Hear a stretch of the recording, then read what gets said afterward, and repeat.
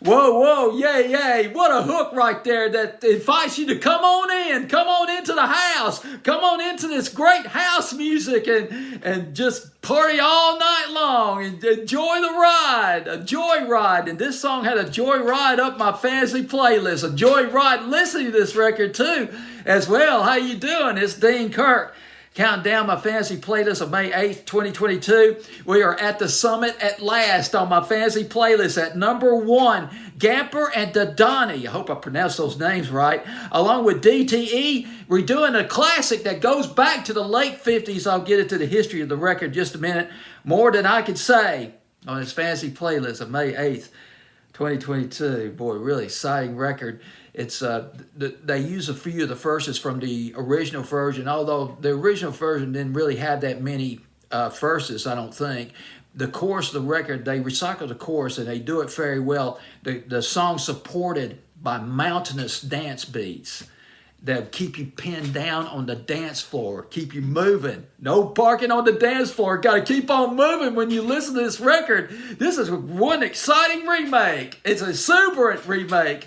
Number 1 on this fantasy playlist. It is a number 1 record, although admittedly it's probably more of a house record than a radio record. But let's talk about the artists, Gamper and Dadoni. They're from Germany. One of them is a student of music. The other one is an audio engineer. They started collaborating around 2013. They pulled their talents together to form a DJ production outfit, and it was very, very profitable. 500 million streams or 500 million plays on various music platforms, including Apple Music, Spotify, YouTube, getting respect from fellow DJs like Kygo, Robin Schultz, and Lost Frequencies, who recently had a top 10 song in England. And boy, it's all hands on deck. They're into this. They are committed to this career, throwing down on that good dance music. They've played 150 shows. Did 150 shows in 15 countries. DTE, also from Germany, his specialty, hardstyle, house, electro, future. That sounds very distinguished right there. I like that alphabet soup of different dance music genres right there. Age 17, his career started when he was 17 years old. He went on tour in Germany in conjunction with an online radio station. I hope I wrote this down right. Sometimes I can't read my own writing, but it's technobase.fm, I believe is what it's called. He loves music. He combines that with a love of traveling. In 2020, he got a break when he signed a deal with Spinning Records. His first release, I forgot his first release. What was the name of that thing? Passengers, his debut, garnered 100 million streams. I can't put my mind around that, 100 million streams. I just can't. I mean, it's like trying to imagine what $100 million looks like. But there it is. And it got him a big deal, a bigger record deal with Warner Music in Germany. And that was last year in 2021. Now for the history of the record, more than I can say.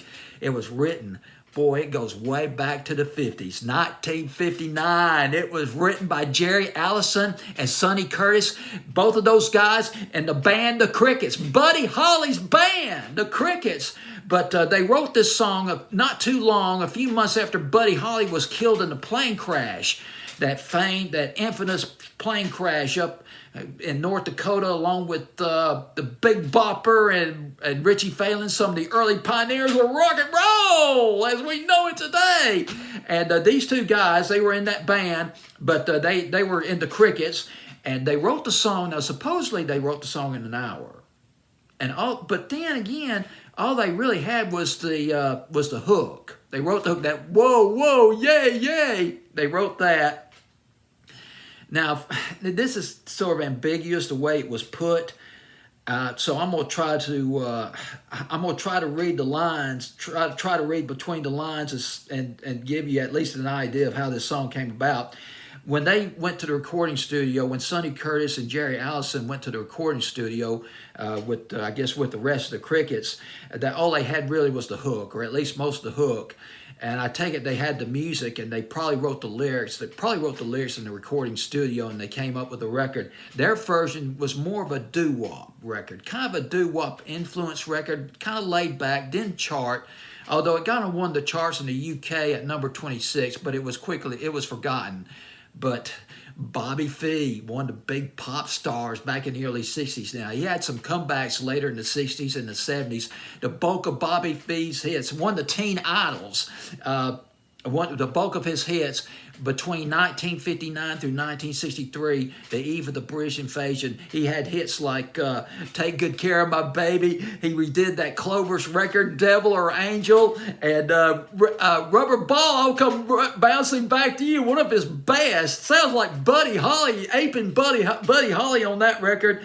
And let's see, The Night Has a Thousand Eyes, and Please Don't Ask About Barbara. All those songs, top 10, top 20s, but this record, his version of More Than I Could Say, stalled.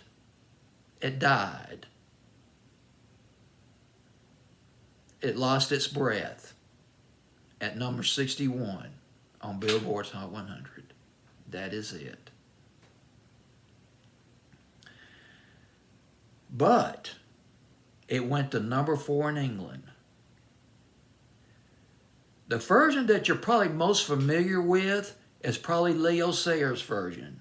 He heard the Bobby Fee's version. Now, Bobby Fee's version was more of a pop version. It was less doo-wop, more pop as one could expect from Bobby Fee from back in that era, back in 60 and 61. And Leo Sayer, he took his version of More Than I Could Say, he took it to number 2 here in the States, took it to number 2 in England. It was number 1 on the adult contemporary charts for 3 weeks. This would be the winner of 1980 and 81. It's an oldie but goodie, recycled once again by Gamper and Dadoni. They bang it up big time. This record is plugged. It is plugged right into the spine of house music. Nerve endings from the spine, emanating pulses, an overriding signal. Report to the dance floor. And that's what you got to do. You got to dance to it. The radio formats for this record, obviously, this is BPM. I think well, I don't know if I should say this on YouTube. Can I say this on YouTube? Well, what the hell, I'm going to say it anyway. Sirius XM, this would fit on their BPM station. Pop. Boy, I tell you, it is a radio-friendly song because they use some of the verses from the original in this record. I would go with pop. At least start on, again, I know I've said it a million times, I'll say it again, start on it at night, on a pop station, run it at night, or maybe like on one of those mixed tapes on a Saturday and Sunday night, just mix it in, and then just kind of expand. Let the audience get more familiar with it, maybe start even liking it. And this has potential, at least going top 10 on the dance charts. Possibly even number 1. Let me look over my notes and see if there's anything else I need to say about this record. Joyride. One Joyride up the fantasy playlist. Number 1. So there it is, folks. This is a buzzworthy record, by the way. Let's buzz this baby up. I'd love to hear this on pop radio. At least get it in the top 40 on the singles charts in England. This would make it, this song has potential to make it in England. Big time. Great house record. Number 1 on my fantasy playlist, May 8th, 2022. At the top, Gamper, and Dadoni, along with DTE with their remake, their stellar 5-star remake of More Than I Can Say.